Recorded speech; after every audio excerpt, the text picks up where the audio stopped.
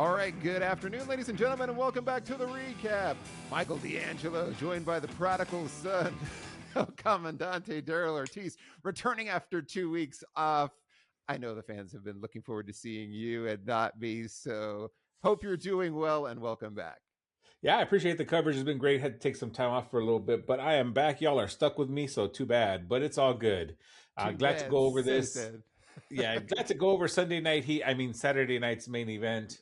I wish it was Sunday Night Heat. Sunday Night It felt Heat like was Sunday more Night Heat. fun and more compelling than Saturday night's main event. Sunday Night Heat was really like, oh, here's all the B-level talent trying to build up. I remember when it was Stevie Night Heat for a while, and that was more fun than what we got yesterday because I was not a huge fan of This Saturday actually Night felt Heat. like a Sunday Night Heat before a pay per view, where Yeah, they try to get you to buy the pay per view because this is all they were doing was trying to get you to get Clash in Italy. yeah, So going Clash in Italy, and which is next week. And I had mentioned this last week. I'm like, I feel like they're shotgunning all these events too close together because you can't, just came off a Backlash. We just immediately moved into Saturday night's main event. Then we're immediately moving into Clash in Italy. So it's just fast and furious and not a lot of story building and not a lot of world building. Before we get into that, speaking of story building, world building, and silliness, the most notable thing that happened on Monday Night Raw was the surprise return of Brock Lesnar. He didn't really retire, and he ambushed Obafemi during Obafemi's entrance for the Open Challenge yeah, and laid waste to him. And apparently they're going to run it back at Clash in Italy, which is in a week. So again, no story building for this.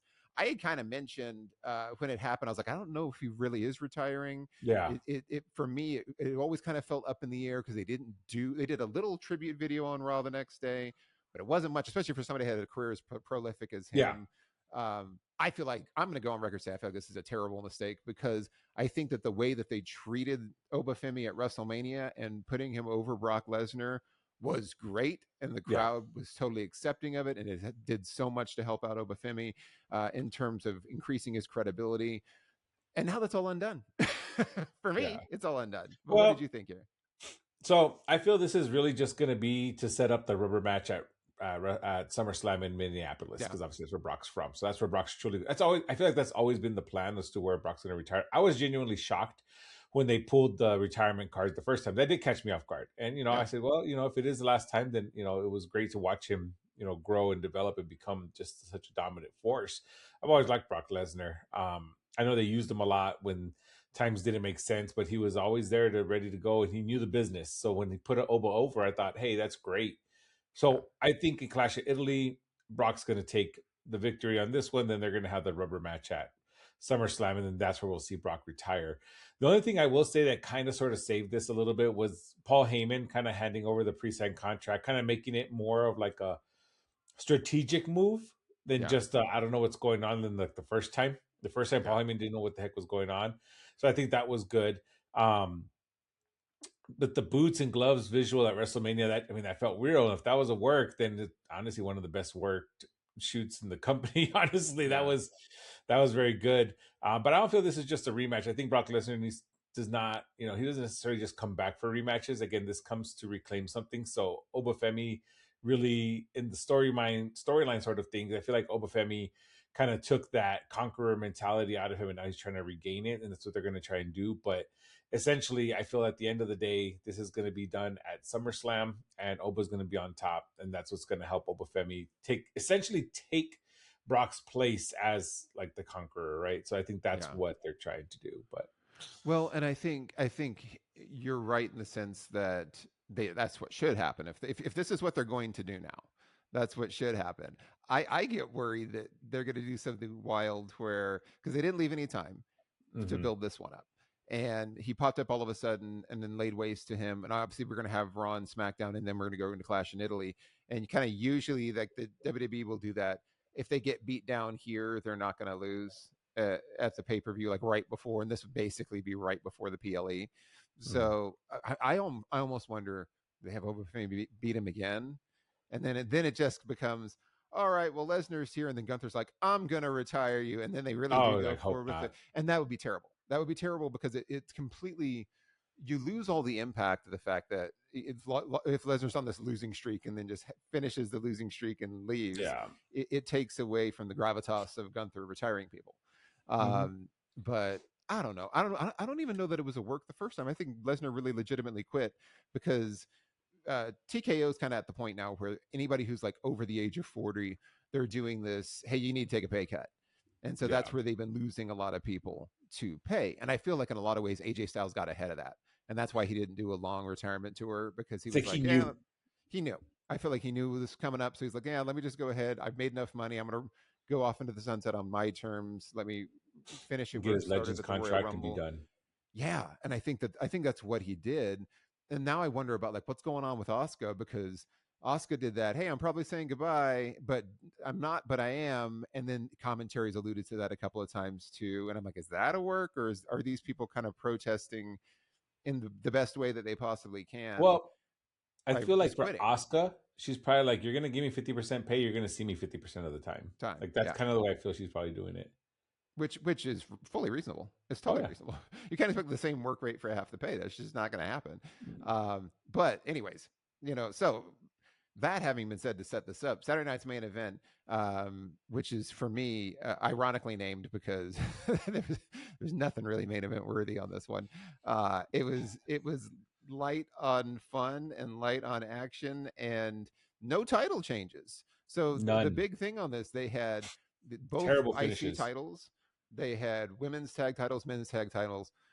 I could have sworn I was like, they would at least have the Street Profits go over the Vision. Yeah, That's what I was thinking, that's because what I I'm was like, that thinking makes too. sense, and Especially they as the main didn't event. as the main event, and they didn't. I was also surprised that Penta and versus Ethan Page was not the main event because on all the promotional material, it was all Penta, That and should have so honestly, that was the match of the night in my it book, and was that should have been the main agreed. event. Agreed. I was like that was the best match of the night by far. I didn't really I understand the outcome of not having, and we can just jump around here. We don't have to go Yeah, match through I'm good. match here. Um, I'll say this: I thought the match was great. I think Ethan Page is excellent, but it does kind of not. It doesn't do a lot for Ethan Page to have him lose here because you brought him in as this loud talking, brash winner, and now you're going to have him lose to Pinta, and now he just looks like he can't back up all of the trash talk. Well, no, I think what it is he never really he never I feel he kind of talked his way into the spot, if I remember correctly. He didn't really Right. earn the title shot. So I think that's maybe the angle. So now he has to go back and because he thought he was just gonna walk in and take it as the arrogant heel, right? And again, he was looking, I feel he did He well. looked The great. match again, Yeah, this was match of the night for me. This was great, and Penta's an amazing character, amazing luchador. And I feel like it would have been way too soon to pull the title from Penta. Which, if that's the case, totally. obviously you don't want to, you don't want him to drop the Well, title. But you're right. Why not build Ethan Page for like when build he's to ready to this. drop it? Yeah, So don't do this now. That's where I was like, this feels so early. To yeah, They started this program with these two. They didn't pay it off for Ethan Page, so now Ethan Page looks like a chump. And so I'll compare this to, they recently did this with Cody Rhodes and Ricky Saints. hmm, And the difference, though, is that Ricky Saints talked his way into a match versus Cody Rhodes. Cody Rhodes is the WWE champion, right. He so should be able to put he somebody should away like that. Yeah, he should be able to. And it was still competitive. It was a good match, and you thematically had Ricky's hot dogging it too much during this match. He's making rookie mistakes. yeah, The great world champion, who's a wise veteran, took advantage of that and beat him. right. And I'm like, so it doesn't take away from anybody. Doesn't take away from Cody Rhodes. Certainly doesn't take away from Ricky Saints. Yeah. You don't have any of that here because it's Penta, who's great, but this is a kind of a mid-tier championship. So Ethan Page doesn't save any face in this one. I Well, think it's weird because if you notice, they that's were where I'm at. talking up the IC title a lot. Like Yeah, they were like talking about the prestige behind it. I don't know if they're just trying to hype it up for the show, yeah. but Well, and I think they were I trying to do what they did with like let's try to have it similar to what we did with Cody Rhodes. It's like, yeah, but mm, you can't elevate the IC title to the level of the WWE Championship. You no, can't. the IC title's always been like a stepping stone to the Hmm. heavyweight title. Like everyone Yeah, that's held the IC title eventually made their way to the heavyweight title, right? And yeah. that's cool. And I think that's how they should be presented because that's, I feel like over the years they've lost that hierarchy of titles. I feel like a lot of fans, newer fans, don't understand the levels of the titles, right? Like Hmm. it was like the hardcore championship, which was just like the scrapper belt, right? Like Yeah, that's just what you did. and then of course you had the European title, the cruiserweight title. European Championship. Well, Yeah, and I remember specifically even before there was a cruiserweight, when it was European Championship and Intercontinental, and then yeah, Kurt Angle held both of them at the same time yes, yeah, before he became world champion. But there was yes, something to that. Like yeah. it was like this is the natural progression. You're going to go through Yeah, you this. start You're going down to prove here and you yourself. work your way to European, Intercontinental, and then heavyweight. Then they got Yeah, rid of European. Now they have US titles. So now it's US, Intercontinental, and then heavyweight. And I feel yeah, like they forget that. And then people are yeah, just jumping all over the place. And I feel like if you just kind of just basically go back to that structure that people yeah, forgot about, that will add prestige to the title. So when somebody wins an IC title, it is a big deal because it's like, yeah. damn, this guy's next to like Hmm. essentially almost next to go up to the next level. Now, is that the case with Penta? I don't know. I don't know Yeah, if he's gonna if whenever they have him drop the title, if he's gonna go back to being the tag team with his brother, or if he's just gonna stay there in the mid card. I hope not, because Penta's phenomenal. I think he's yeah, proven that time and time again. yeah. But I don't understand why we can't just keep that level of hierarchy. And I think that's what's missing here, because they keep trying to like talk up the IC title. And I feel if it would already been at that level, then maybe this loss for Ethan Page would have made more sense, because then it would have been Hmm. similar to what Ricky Saints did with Cody Rhodes, talked himself into a match with the champ. It's like, hey, Yeah, you're going up against a champ. It doesn't matter which champion, but one of these champions, they've obviously worked their way to get to that point. So it's yeah, going to be a challenge to beat them. It's going to take more, because even I think Ethan Page was just trying to do lazy pins and like some like big moves, not yeah, signature moves, not finishers, to put him yeah. away. And that's going to be the lesson he has to learn. So when they do run it back, because they probably will, I'm sure they um, will. Yeah, this he'll be program's great. Because not Ethan done. Page is great. I mean, this, Yeah, like I said, this was too good of a match to not run it back again. But again, it's just, I don't know. And then who knows? Maybe it'll turn into, I don't know, some kind of feud that goes past SummerSlam, because I don't want to see Penta drop the titles at SummerSlam either. But I mean, I'm just being well, I biased don't. at this point. But yeah, last thought for me on that though, going back to the hierarchy of the titles, I almost feel like WWE has replaced like the that stepping stone progressionally with Hmm. NXT. Yeah, Right? Because you notice that when people come up, it's like so and so is the former NXT champion, former NXT North American champion, and so yeah, it's like, oh, so you're doing the resume building in NXT where a lot of people aren't watching, and now you're just trying to push them onto the main roster and say, hey, they already proved themselves back here. This is why we're moving yeah, them forward. But I do think that that's lost. It's lost because now you're missing out on using these titles to, like you said, progress careers and elevate people and kind of have it happen organically and naturally in front of the larger crowd that watches Raw and SmackDown, because it's not the same number of people that watch Raw and no, SmackDown as NXT. It isn't. NXT is what it's supposed to be. It's supposed to be that developmental proving yeah, ground. That's really what it's supposed to be, replacing OVW and Florida Championship Wrestling and those yeah. other groups. So like let each thing should stay in its lane.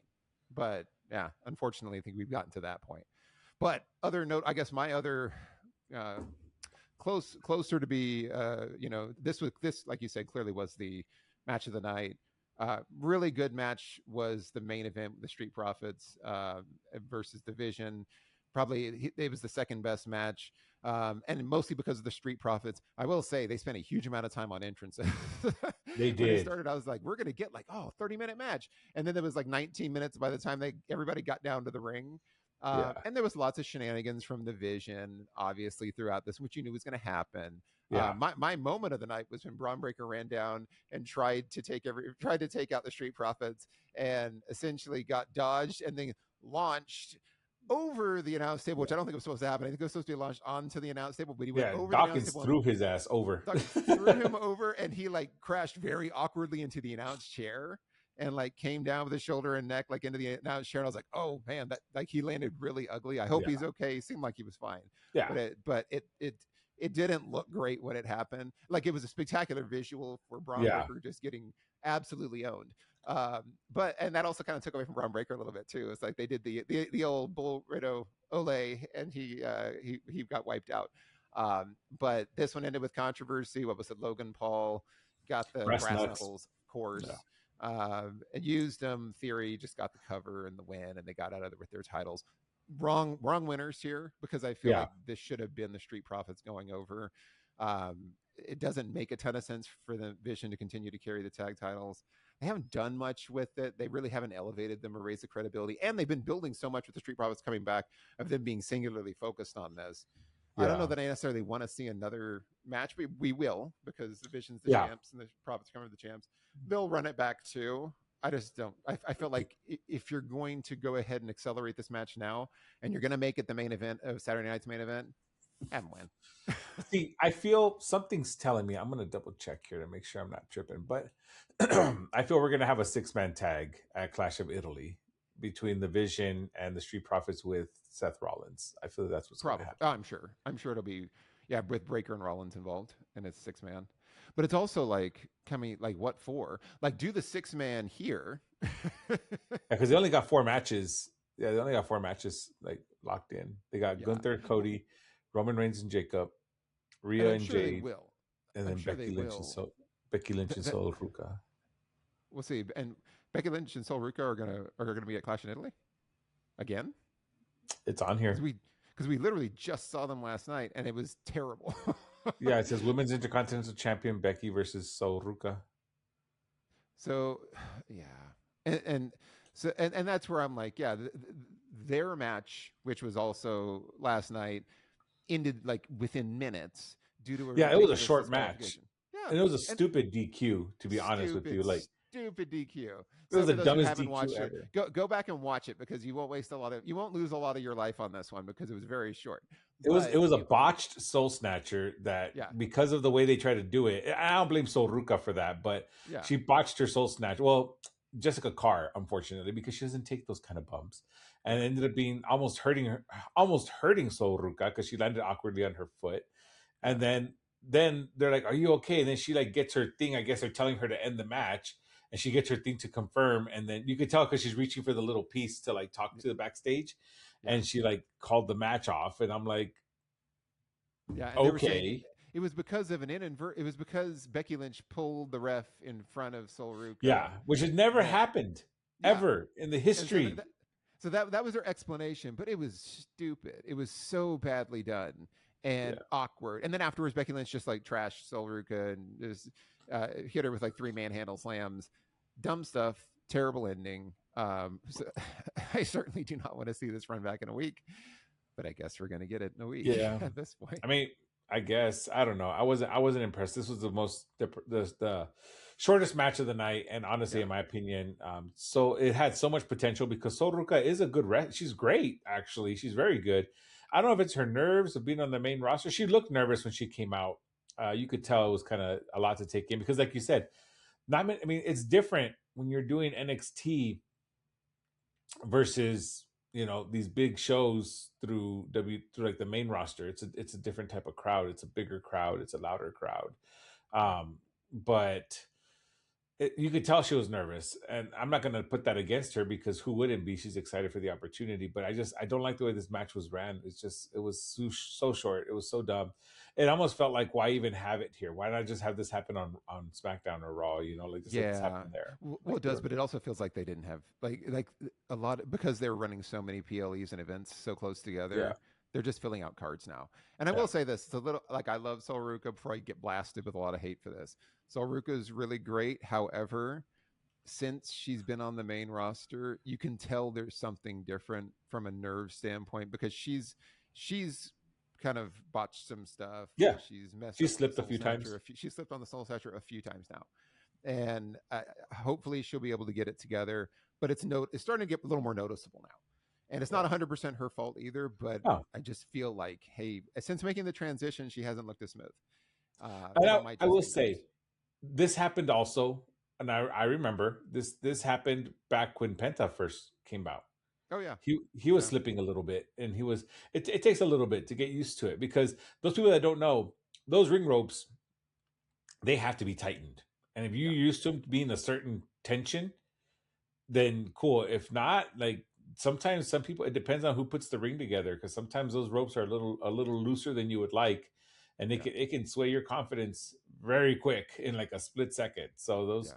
those ropes, if they're not tightened to the way you like it, it'll happen. We've seen it happen before too, where like I forgot. I think it was AJ Styles slipped on the top rope because it Yeah. had sweat on it or like something Well, and happened yeah, to and it. AJ's been doing it forever, and there were a few times where it was like, okay, you can tell, and there was one event because LA Knight slipped the same Oh spot yes, in the same night, and then AJ Styles slipped there, and everyone was like, oh, yep. LA Knight messed up, and I was like, no, there's something up with the ropes because And you you see had the ref two, go with his shirt to kind of like clean it yeah, to for try the to clean next it off a spot. little bit, and it was like, yeah, there's something up with that because you had two consummate pros, and Yeah, you can say whatever you want to about LA Knight.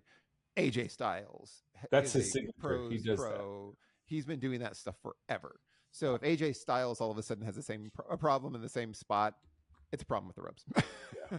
I had seen, not to go off topic, but I had seen a TikTok of Rob Van Dam wrestling. He was trying to do the frog splash, and he tried to hop on the rope. It was like at a like a small house with like 40 people, Yeah. and the ropes were so loose he couldn't like he struggled to get up. And they're like, "Oh man, he's struggling." I'm like, "No, he's not. Those ropes are loose as hell. Like he's Yeah. gonna hurt himself."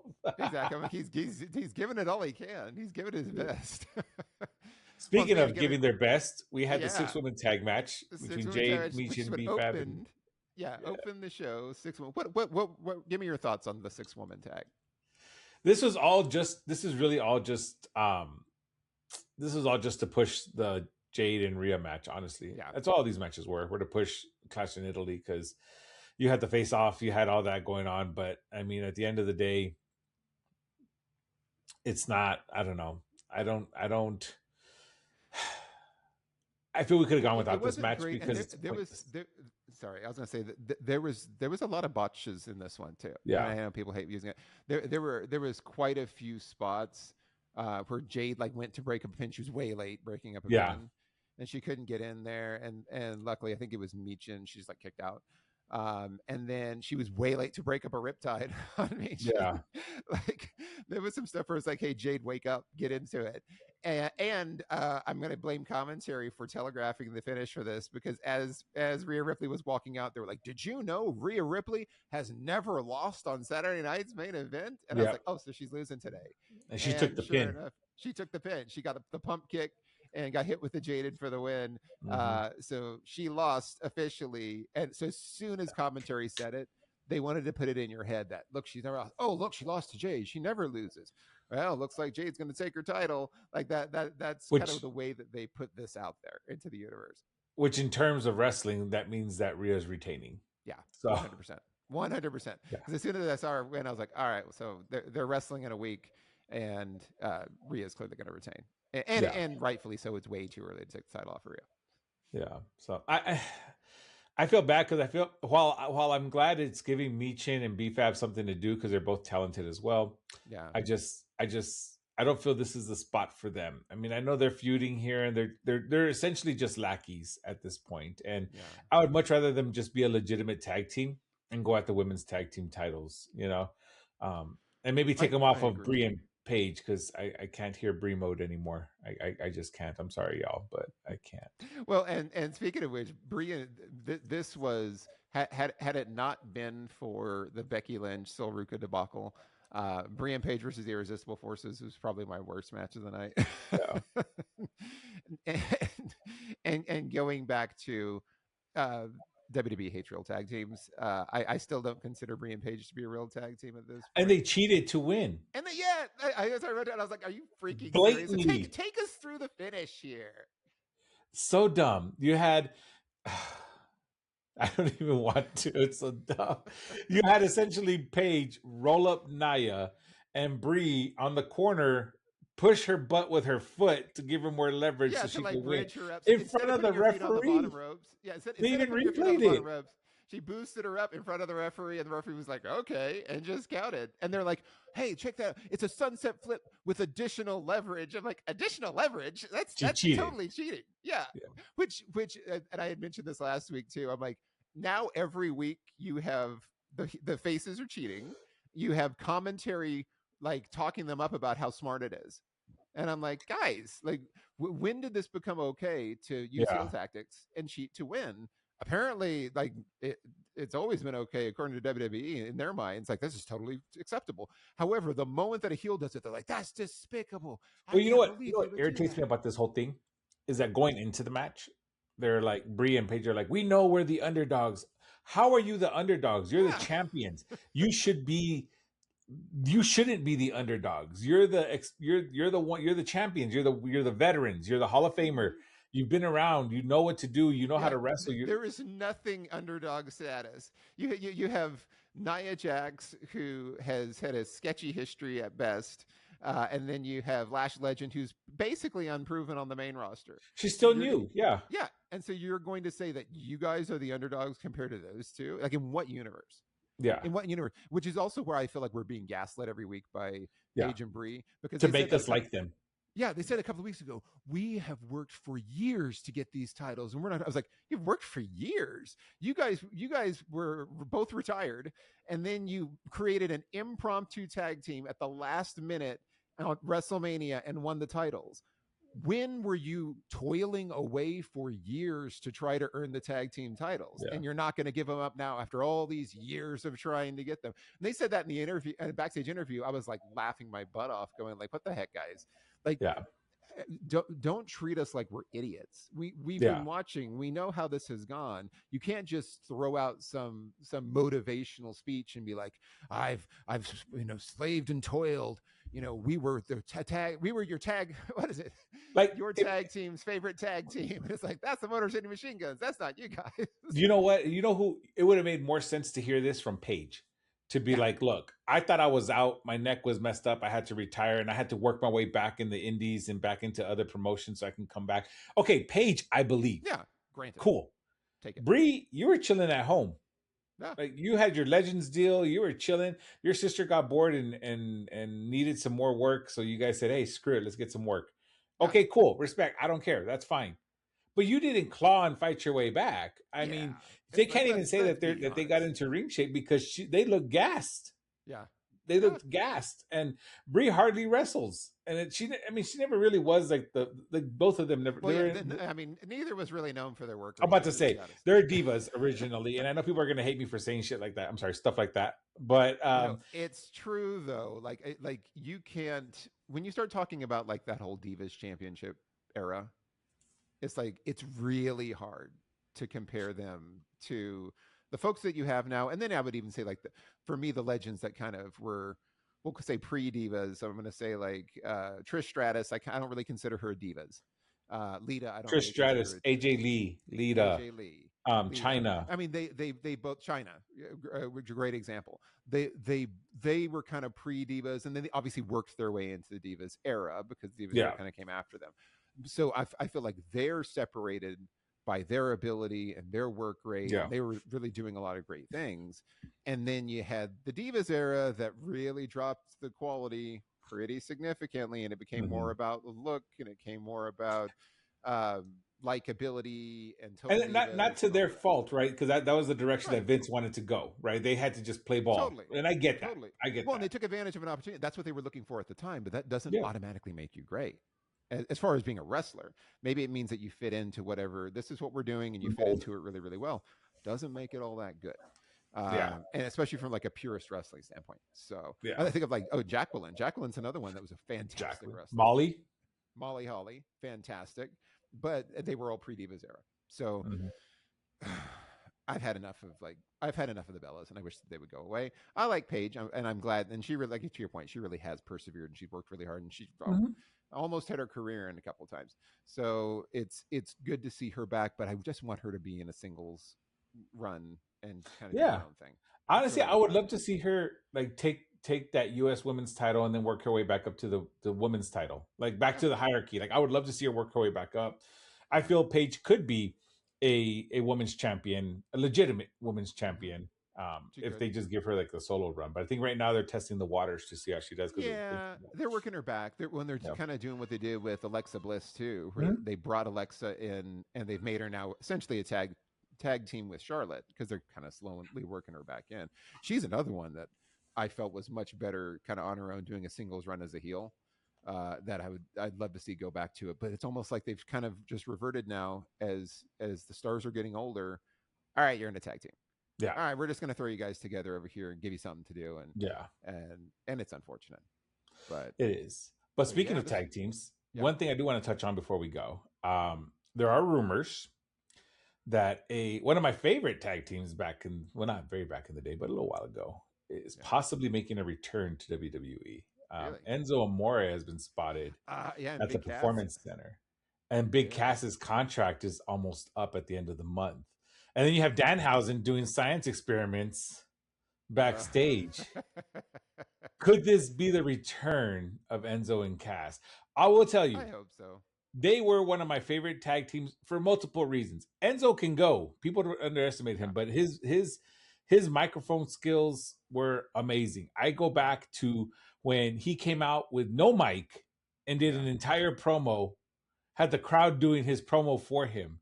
Yeah. Like, you can't get more over than that. And No. granted, he had his issues backstage and he got kicked out of locker rooms and all that stuff.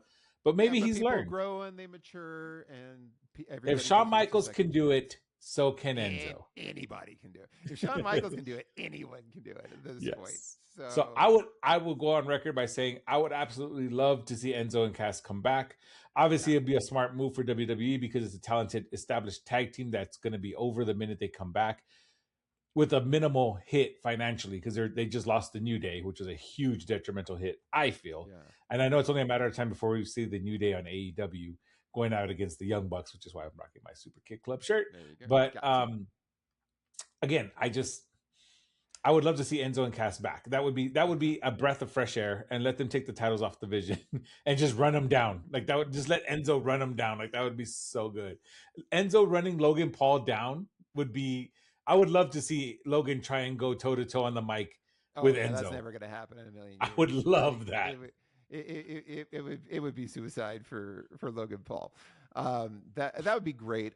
I don't know. I don't know if I trust TKO to be that to have that kind of Savvy. foresight, savvy, or awareness for what the fans want to do something like that. But here's hoping. So hopefully, maybe we'll see them pop up at Clash in Italy. You never know. What did you all think of Saturday night's main event? Was it as terrible as we thought? Leave us your comments and let us know. Don't forget to like, share, and subscribe. We always appreciate all the support as always. And that's what we got for this week. So until next time, I've been Michael D'Angelo. He's been El Comandante, Daryl Ortiz. Have a great week, everyone. We'll see you soon.